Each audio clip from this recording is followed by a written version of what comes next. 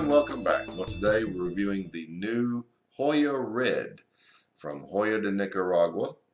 Now, we're all familiar, probably most of you anyway, with Joya de Nicaragua and their powerhouse cigars. This cigar is different in that it is been toned down in strength, is what is reported to have been done. And the way they did that was not use so much Lajero and use more Viso leaves. The wrapper is actually a lower priming Habano, and the binder and filler come from Esteli, Jalapa, and Condega. Now, this is the Robusto, 5 1/4 by 50. Good size Robusto, actually. So, actually, without further ado, we should probably get right to it. Before we do, there is your density. And as you can see, it's a nice looking cigar, sort of a reddish in color, a reddish brown. So the name may be apropos. There's your band, Joya Red. So let's get right to it. The new Joya Red by Joya de Nicaragua. Now, with the year end approaching, this will be the last review I'll do this year. There are many cigars that I did not get around to reviewing this year, and they will flow over into the beginning of 2015. They may have come out this year. They'll be reviewed early next year. And I want to try to get to as many that came out this year as possible. As we know, most of them don't come out till around June or July anyway, so it's not hard. The year is not really on a January to December rotation in the cigar world. All right, so let's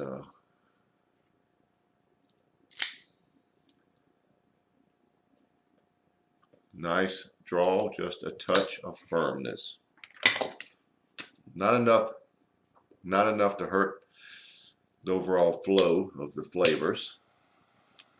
This cigar was picked up at the New York City Big Smoke last weekend, actually.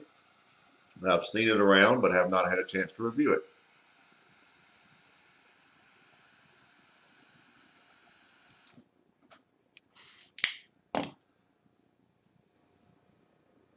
Well, the first flavors are very different for Joya de Nicaragua. There is a very sweet cedar-like flavor, but it's almost overwhelmed. There's quite a bit of graham crackers and cream, and the cream notes are so sweet they remind me of marshmallows. Okay, don't shake your head, because that's what it tastes like. That's what it reminds me of. But a lot of graham cracker notes, and what I'll call is a very sweet cream mixture, which gives the illusion of like a marshmallow type flavor. But it's a very mild to medium at this point. Almost a white pepper. I would call it a white pepper at about a 7.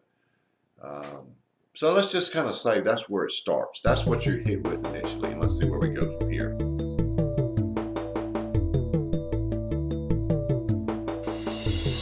Well, about an inch in, and everything is about like it was when I started. It is very sweet.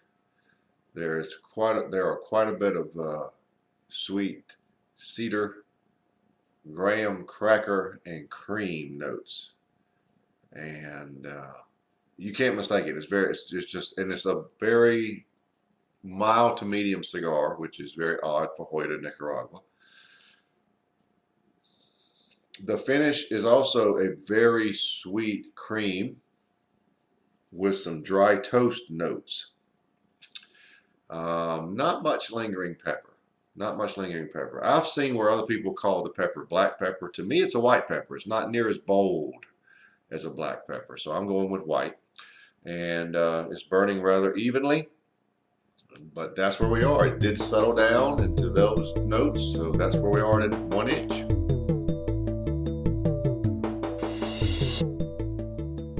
Well, a good about 2 inches in. And look at the burn. It's almost laser perfect. Don't look at the ash, look at the burn line. Now the graham cracker notes have toned down some, but the cedar notes have really just jumped up. They're so sweet, almost berry sweet, almost like a very sweet, juicy strawberry. Okay, but it's let's call it sweet cedar, but that's how sweet it is. Cream notes have also sort of toned down, but they're there. I'm starting to get like a little bit of a base where it didn't have one before, of like coffee. And let's check it again.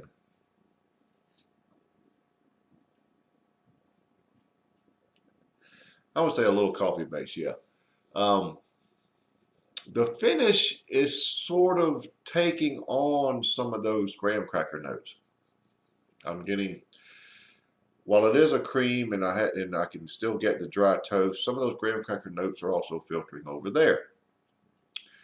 The lingering pepper may have jumped up just a tad, still not a lot of it, but it's a nice long pleasing finish. So possible long ash contestant here, possibly. Not a bad burn, not a bad, we're almost halfway through, it hasn't dropped yet, but I have to be careful. So that's where we are. A little change there, a little change. Still a lot of sweetness though. Well, I believe we can definitely say we're at the midpoint or very close to it. Still an impressive tight ash. I'm getting a few dry toast notes on the front end now to go along with that sweet cedar. I'll hold it here so you can make sure that it doesn't fall.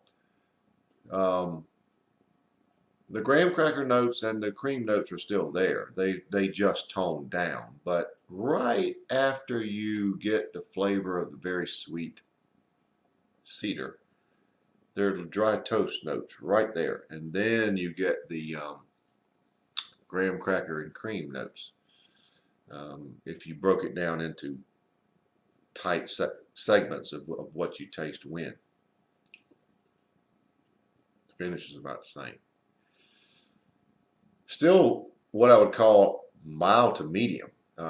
We may be close to the medium point, but I do not see it going any higher. So midpoint report, there you have it.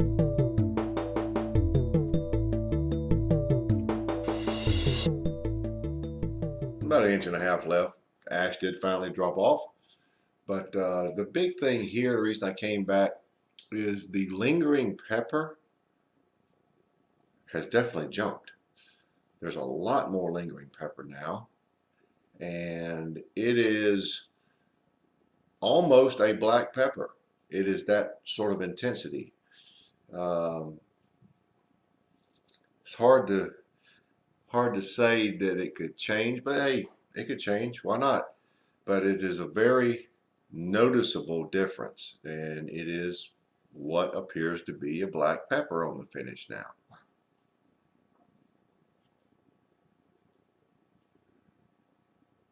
The sweet cedar is still prominent. Graham cracker notes are subtle. I am still getting some dry toast, which at times tastes more like dry wood, and nice coffee base. The cream notes just sort of connect everything. They're not so overwhelming like they were when we started. But medium bodied, we'll give it medium bodied at this point. But the big thing is the lingering pepper, and it is definitely a black pepper, and it is quite intense. It is very nice. Big jump to the positive as far as I'm concerned.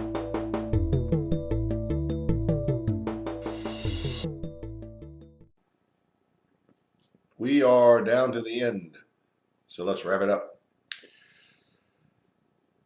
Still pretty floored by the white pepper changing to black pepper in the last segment. It continued. I would give the black pepper a tick up to close to an 8 on the front end, and the back end is just amazing. I love lingering black pepper. Front end flavors just about like we had. Very sweet cedar, graham cracker notes, cream, holding them together. You have dry wood or dry toast, depending on the flavor you get. I can really, from time to time, pick either. And coffee base. The finish was just like it was for the most part. Very sweet cream, a few of the graham cracker notes, and toast, sort of like toasty flavor. And like I said, that wonderful lingering black pepper. Honestly, that is what saved the cigar from a sub 90 rating. The rating I'm giving it overall is a 91. Very good cigar, very mild to medium, so be aware of that, you Hoya fans. If you're looking for something powerful, you may have to walk on by and go to Antonio or something like that. But this is a good cigar for those of you who are not in the power mode and just like a medium bodied at best cigar. This would be a good choice of the Hoya line. So it burned very evenly. The ash on the front got to almost at the midpoint of the cigar before it finally dropped off, and it did make it in the ashtray, thank goodness. But very tight ash, very good burn, mild to medium, medium at best, flavorful cigar. So there you have it, the Joya Red by Joya de Nicaragua, 91.